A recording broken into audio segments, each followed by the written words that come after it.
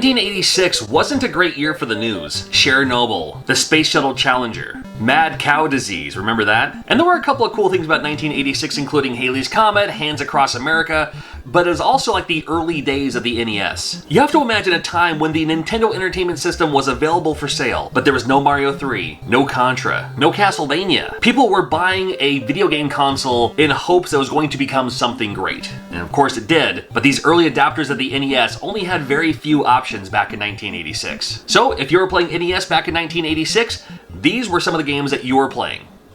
I'm going to quickly acknowledge Donkey Kong, Donkey Kong Jr., Donkey Kong 3, Mario Brothers, and one of my personal favorites, Popeye. Those 5, I put them as a whole, they are definitely on the list, but they're more like early 80s arcade games that came out on the NES in 1986. And there will be some games on this list that were arcade games, but they're more mid-80s. It's my list, I'm making up the rules, how about that?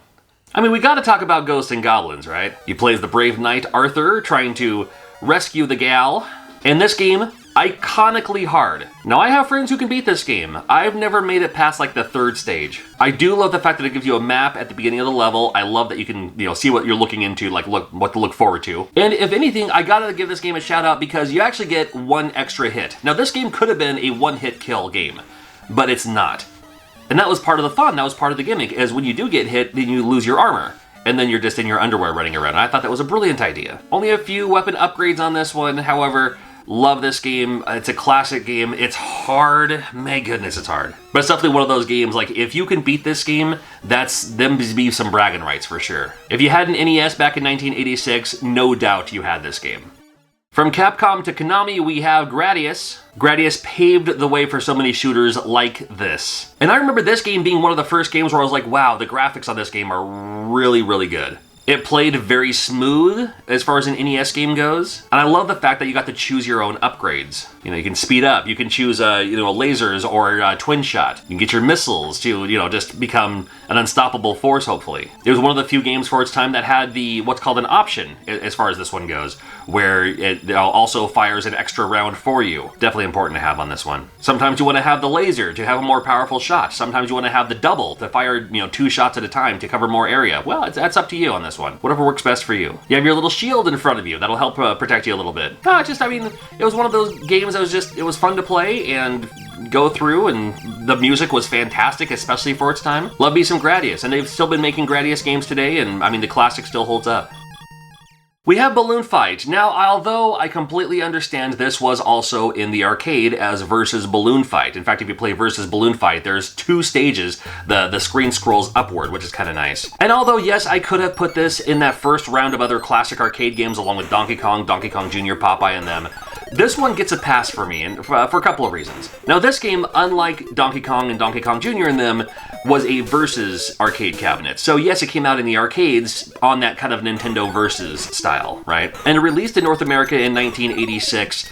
The NES version is kind of its own version. Like, again, it doesn't scroll. You can still do 2 players simultaneous. It's still super fun. If you're not familiar with Balloon Fight, it's basically Joust. And if you're not familiar with Joust, it's you have to pop their balloons before they pop yours and then kick them off the stage. It's a ton of fun. Still love playing this game today. But what this game has that the arcade ones don't have, it has the balloon trip. And this one is just a single player kind of reverse side scrolling. It goes the opposite direction on this one. How far can you get without getting zapped or electrocuted by these little things that are floating around in the sky while collecting all the balloons? It was a black box title, and if you were playing NES in 1986, hopefully you had this game. Although the title screen says 1985, it came out in Japan in 1985. Came out in the US in 1986. This is 1942. This is a game that many complain about the soundtrack of this game because it's very just kind of like drum cadence, military style. However, still a fun shooter. Still like this game. It's a little simplistic for its time. Like, it doesn't have a ton of weapon upgrades. You can upgrade your shot to have more bullets, I suppose, and you don't have a weapon crash. You have a rotation where you can kind of like do a little loop-de-loo, little flip, and that will dodge enemies that are under you. That'll dodge bullets. You can only do a few of them per stage or per round, per session, I suppose. But this game gets pretty crazy after a while. Like, all the airplanes coming in and flying around in different directions and all that. And it's one of the ones that started, a lot of this style of game. It is monotonous, so it is a chore to kind of go through this game. It is for me personally, but it's still a lot of fun, and it's 1942, and it's a classic.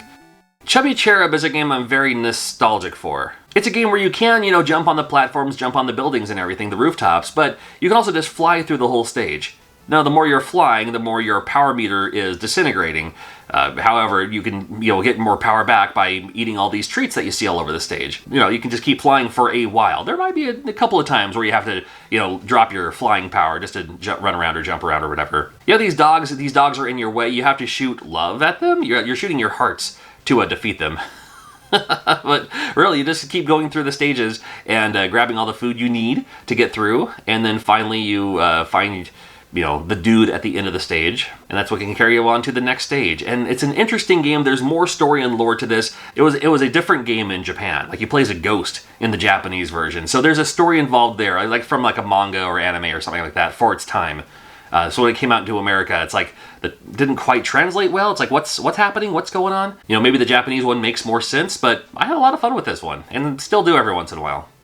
Another classic arcade game coming to the NES in Karate Champ, and this game has some of the worst controls of an NES game of all time. But if you've ever played the arcade game, the arcade game's controls weren't that great either. Now, in the arcade, you had two joysticks, and depending on which direction you do the joysticks, like one goes up, one goes down, one goes this way, one goes that way, you'll do a different maneuver. A kick, a punch, a jump kick, a jump, whatever the case is, leg sweep, whatever. So more often than not on this game, you're just hitting random button combinations, so you have to hit the A button or the B button, and then a different direction, and you'll kind of attack something different, whether it be a punch or a kick or a jump kick, or you'll jump over them. Sometimes you don't even know. Like, sometimes you'll do a spin kick, and you're like, oh, hey, I accidentally hit them, and I got a point for doing that. And this game works off a point system. Like, you can do a half point, or if it's like an awesome maneuver, like you're attacking them while they're attacking you, you might even get a full point, and that's what you're looking for. I still had a lot of fun with this game. I remember playing this game pretty regularly on a two-player mode, just, for the hope of the good of the cause. And although you can do all these fancy footworks, you can do all these fancy techniques, when in doubt, kick in the groin. I'm speeding up this footage a little bit, but sometimes you just have to wait for them to come to you, and a swift kick to the groin, baby. Yeah, you can jump over them, you can kick in the back of the head, you can leg sweep them, you can do some spinning roundhouse. Nope, when in doubt, kick to the groin. I'm telling you. It doesn't work every time, but a lot of times, front kick, kick to the groin. Hey, you know what? Works for me. In 1986, we had games like Ninja Kid. Now, during the time of the NES in 1986, as you've seen, so much of it is arcade ports. It's like, hey, here's the arcade version, and now you can play it at home. And very comparable to arcade graphics and everything, for the most part. Ninja Kid was one of those for the NES, so, it's like you took a gamble on it, you took a chance, you took a choice. This is also during a time when not a whole lot of places had video game rentals. I didn't remember seeing video game rentals until like 88 or 89, somewhere in there. Not to say they didn't exist, I didn't see them. So looking at the back of the box, you're like, yeah, that looks pretty good. And the game itself, it's pretty good. Kind of fast moving on this one too. Like sometimes, kind of like Sonic the Hedgehog, where you run so fast you can't see what's coming up next and you lose all your rings. It's a little bit like this one, only this game's a one-hit kill. So you're just like moving so fast and all of a sudden, oh, there's a shuriken in the face. I mean, you can kind of avoid that by just keep on launching your weapon, whether they're there or not.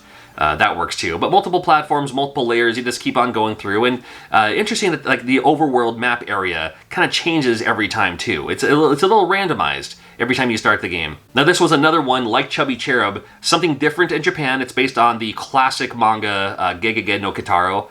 And that's what it was in Japan, but nobody would buy that if it came out in America. So they just, they changed some of the graphics, called it Ninja Kid. Worked out pretty well for them, I suppose. Oh, it worked out well enough. I mean, it made this list for me.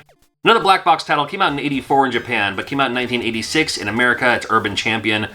This game, as I found out when I was ranking games on black box titles, I might be the only one who likes this, but you gotta give it another chance. I love this game. I know a lot of people don't. It's a lot like Tug of War, only instead of dragging them towards you, you push them in front of you, and by push, I mean punch them in the face. Or you can punch them in the gut, too. Whatever works best for you. There's two ways you can punch. You can do upper, lower, or you can do a strong one, which gives you a longer time to wind up before you punch, or the quicker little tap, which will make them go back a little bit more, a little bit more, a little bit more. And you just keep going until they finally fall into the sewer. But just like real life. What? No, that's how this game works. And then when you go later on too, sometimes they'll start dropping things from the ceiling and stuff like that too, like dropping flower pots on your head. I love it when you're like beating each other up and then all of a sudden the police drive by, so you play coy and it's like, oh, nothing to see here, nothing going on, We're not having a fight club in the middle of the road. Now, I would understand if you grew up with games like Street Fighter 2, and then you went back to this game, and you're like, ha, no. But, I mean, this is during a time before Street Fighter 2. This is one of the first, I mean, along with Karate Champ, one of the first, one-on-one fighting games. Maybe it's the first one ever, I don't know. Came out in 1984, could be between this and Yar Kung Fu, I don't know. So Urban Champion makes my list of games that you probably played in 1986 for the NES. Checking out more games by the year in the future, make sure you're subscribed.